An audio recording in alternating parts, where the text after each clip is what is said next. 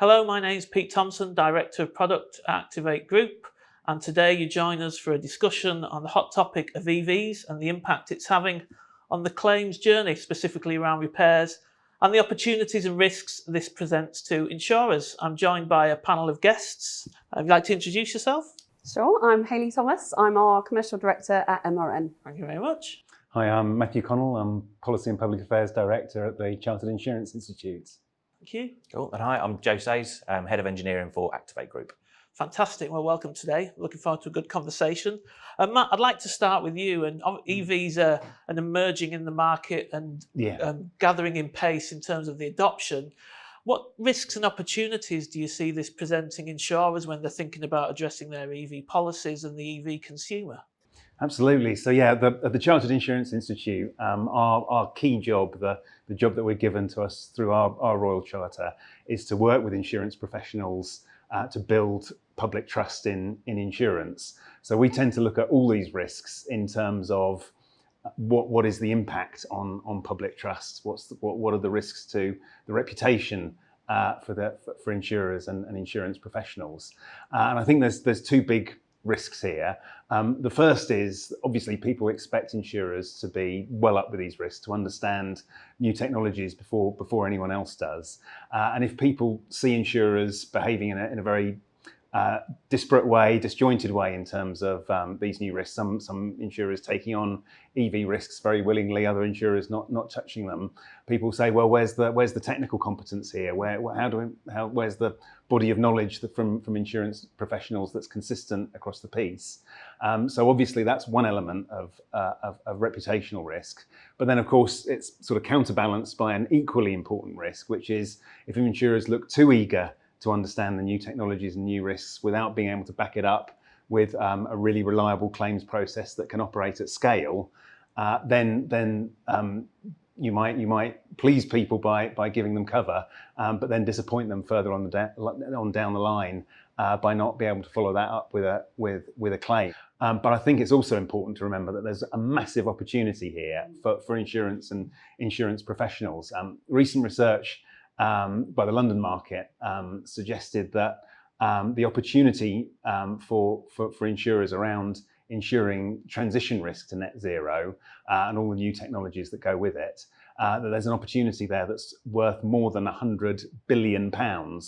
So if insurers are able in a really high profile consumer space like EVs to show that they're keeping up with the new technologies, that they understand the new technologies and they can cope with them in terms of understanding all the risks and all the processes involved, then that really puts insurers in a pole position to help consumers, SMEs and large businesses in all the issues around climate change, transition to net zero, new technology. So there's opportunity here for insurers to really set the stake in the ground as the leading organisations for coping with all this change to come.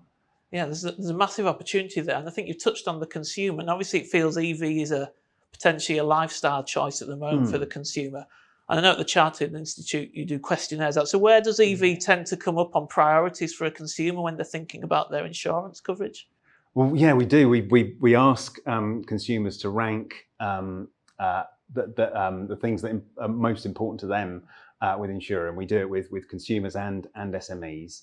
And one thing that comes up time and time again as one of the most important, after I don't want my premiums hiked every year, the big thing that consumers are most interested in, and one of the biggest for SMEs, is saying that they want their risks to be assessed individually and not in a generic way.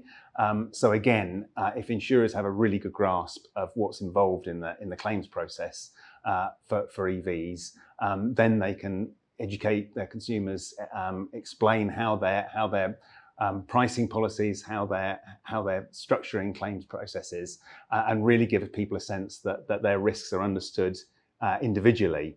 The other thing that we found over the last year is that as the cost of living crisis has entered more and more into people's consciousness, is that people aren't so much more concerned about how much they're paying for insurance.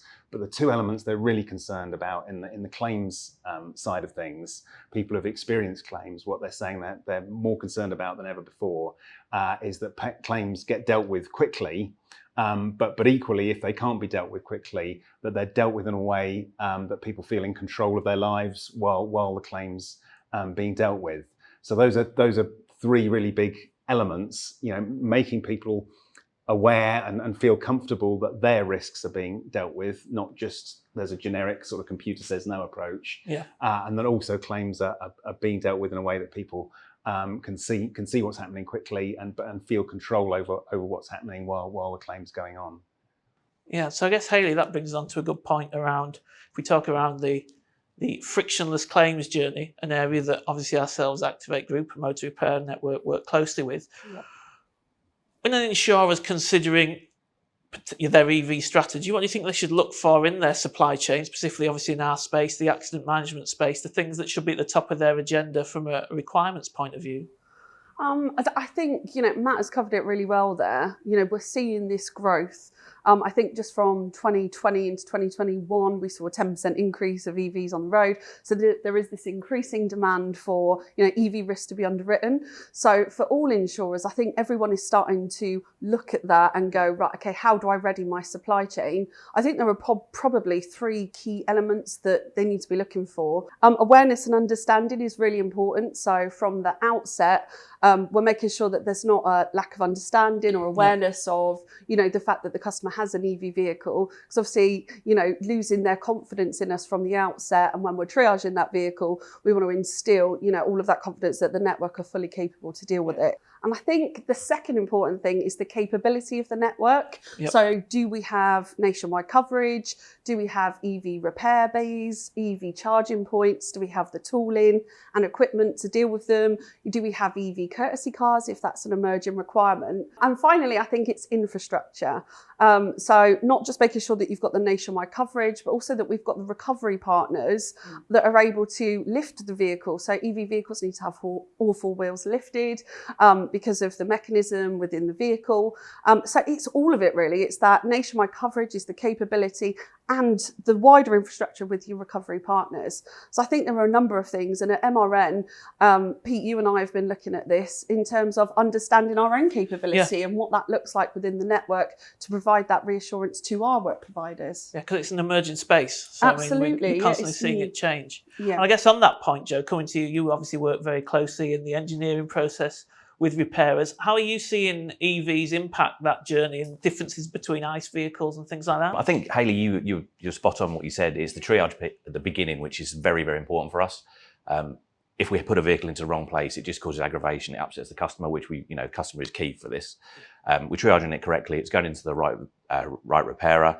Do we have to recover it? If so, how do we recover it? There's all these sort of questions that we have to ask at the beginning before it even gets into a repairer. And like we've said many times before, we're all learning. We're writing the triage piece over and over again to make sure the right questions are asked at the right point. Once it's into a repairer, the EV side of it is very important. You've got the health and safety aspects. We all know that, super high voltages, all that sort of thing. But we're very rarely coming across repairs to that particular area. It's more the body side of it, which doesn't really matter if it's an electric vehicle or not. Your body repairs are your body repairs, your replacement parts. Yes, the vehicle needs power down, powering up, might need a reset, all those sort of things. But the actual body repairs themselves are more expensive. But what we're tending to find, it's not so much through EV that the body repairs are expensive.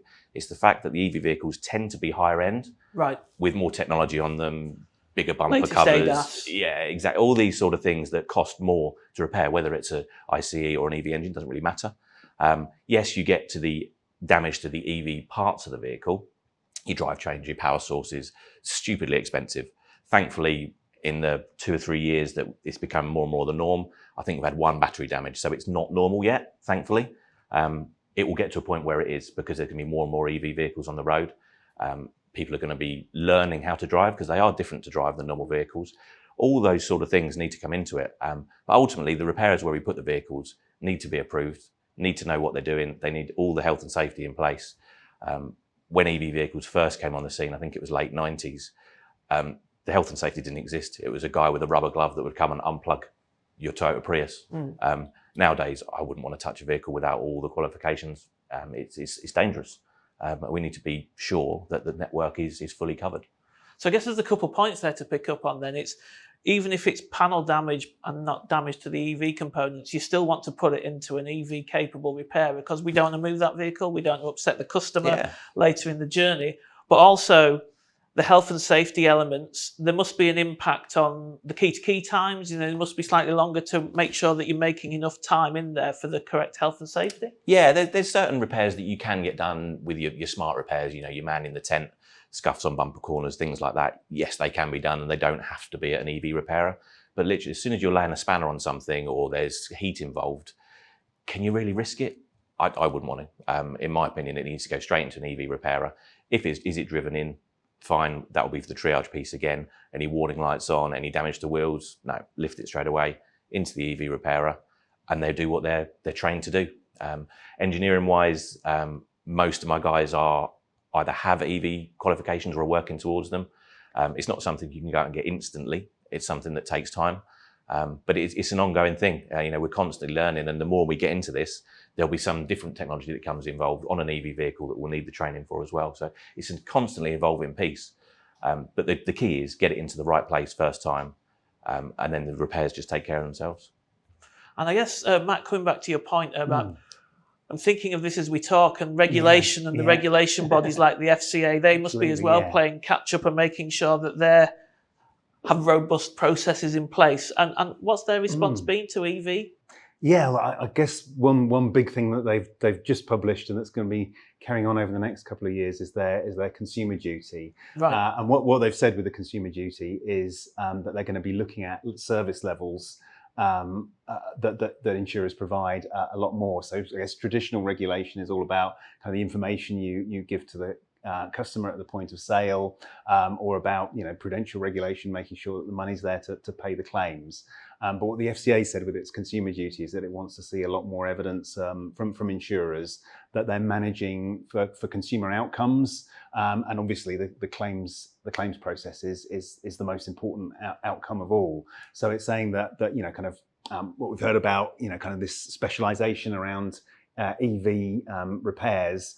Obviously, EV repairers aren't going to mushroom out everywhere. Insurers are going to be looking at the value chain and possibly using similar repairers and looking to build scale within that chain. I think you're absolutely spot on there. Not every repairer is going to be EV ready or want to be EV ready. So it's that decision piece at the beginning. Do we spend a few £100 recovering something to the right place at the very beginning of the claim? Absolutely. We don't want to be moving things 2 or 3 times. So I think you're right. You can't expect every repairer in the country to want to do this because it's expensive. Yeah. So we just need to be fully aware of what we've got, not just our repair network, every repair network. You need to know what they've got, what they can do, and put things in the right place. Yeah. And spend that money at the beginning, definitely, rather than waste money during the beginning of the repair. Definitely. And I think that's what the FCA is going to be looking for. It's going to be looking at the management level in insurance companies. Are people having the conversations about the availability of that expertise? Are they tracking the market in terms of the kind of skills, kind of qualifications needed, and whether that creates sort of bottlenecks in demand? They're going to look for insurers to be researching with their customers to see what kind of experience they have through the claims process and planning ahead and getting that kind of those kind of resources and that kind of capability in place. So they're not going to expect insurers, as we say, it's an evolving piece. So they're not going to expect insurers to get it right all the time, but they are going to expect that kind of oversight and that interest in what the outcomes are and how they're evolving as the market evolves. I think it's a fascinating subject. I think as we talk through it, the one thing that springs to my mind, we're talking about different processes, but at the end of that, there's a consumer.